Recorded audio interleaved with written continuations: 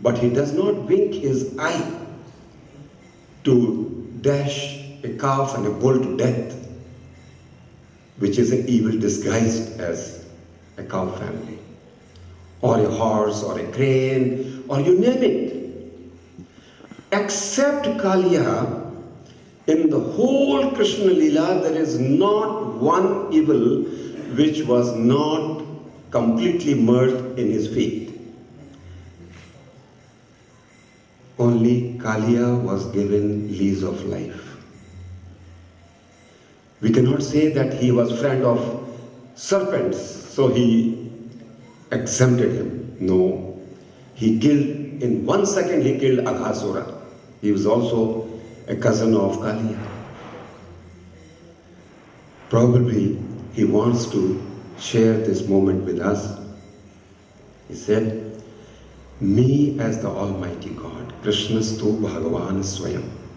I have all the powers, all the Shadaishwaryas, but one thing I do not have. And people wonder, what is that? That is the capacity to kill pollution. I can kill anybody. I can kill any evil. But I cannot decimate pollution. I can merely contain it. That's why it's not Kaliya Vadha. It is merely Kaliya Daman. And that is precisely what humanity is doing today. We are completely helpless when it comes to hazardous pollutants in the world. What the advanced cultures and civilizations and nations and powers are doing, they are merely containing the deadly poisons and throwing them in Asia Pacific. They are not throwing in Atlantic, they are not throwing on their shores. They are all dumping in the Asia Pacific. And that's what Krishna did. Natrastheyam samudram yahi. And I'm putting my seal in it that it is a hazardous waste, nobody should touch it. What Krishna did, that is what we are doing today. Despite all technological and scientific development, we are unable to handle the greatest evil called pollution. But Samrita Yamuna, when Yamuna became Amrita, a nectar without pollutants, then only Krishna celebrates Yamuna. And she becomes the most darling love of Shri Krishna. There are endless stories about Shri Krishna, and I'm not here for that. As I said, I just flowed in emotions and feelings. But this evening we have something very special, offering to this divine couple, to the divine friendship of Shri Yamuna and Shri Krishna. And that is in a very, what you call the highest form of devotional practices. We in the Vaishnava tradition have gradations of our offerings and a spiritual discipline. And of course, it has to begin with the Vedic tradition. So what is the first discipline? Shruti. Serve the Shrutis, the Vedas. If you have mastered that, then the seeker wants to know more. How can I go deeper? Then the Guru says, come to Japa. After the Shruti, what you have heard, you meditate, you contemplate on that through Japa. Shruti Koti Samam Japyam. And when you have gone deeper into the Japa, then the craving will come for more. What next? The Guru says, Japa Koti Samam Havihi.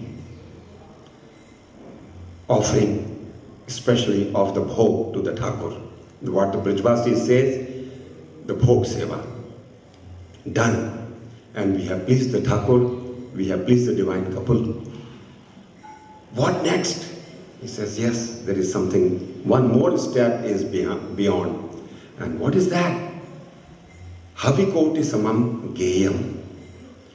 If you can sing, if you can play on the musical instruments, and if you can dance, and if you can act in front of the Lord, That is your supreme offering of devotion to Sri Radha and Sri Krishna.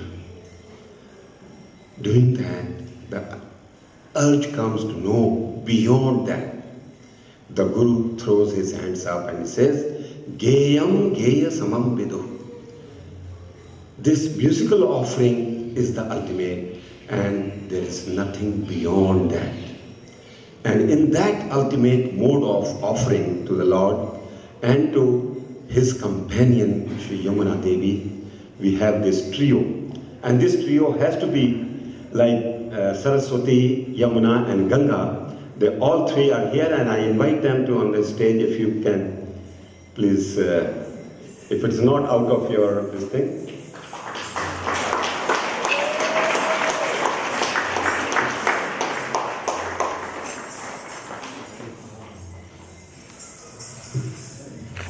So we have this three of the divine devotional rasa flowing through Anuradha ji and Radhika ji and Rama ji.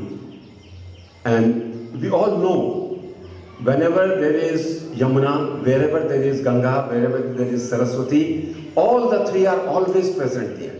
Always present there. And we know from Sri Chaitanya Mahaprabhu, that Nityananda Prabhu knew this, so when Sriman Mahaprabhu wanted to bathe in Yamuna, Nityananda didn't make a lie. When he jumped into the Ganga, he said, this is also Yamuna. So these all three are intermingled, and in the same way, the Jnana, Karma and Bhakti, all the three are flowing together in Sri Vrindavan Dham.